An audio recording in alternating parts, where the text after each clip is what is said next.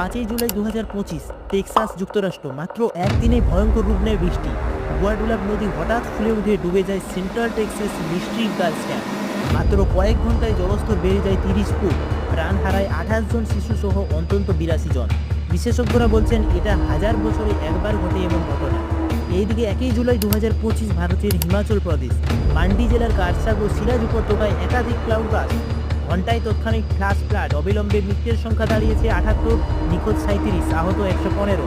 প্রায় 570 কোটির মূল্যের মৃত্তিকা ও পরিকাঠামোতে ক্ষতি হয়েছে। 34টি ফ্ল্যাশ ফ্লাড, 19টি ক্লাউডবার্স্ট, 16টি ভূমিধস হয়েছে। মান্ডি, কাম্বা, কুল্লু, কাংগ্রাতে ভয়াবহ হেফাজত। রাস্তাঘাট, জলবিদ্যুৎ প্রকল্প, ব্যাংক, ঘরবাড়ি ভেঙে গেছে। আইএমডি কালও আগামী দিনে ভেরি হেভি রেনির সতর্কবার্তা জারি করেছেন। বন্ধুরা, সতর্ক থাকুন, সজাগ থাকুন। এই সচেতনতায় বাঁচাতে পারে বহু প্রাণ।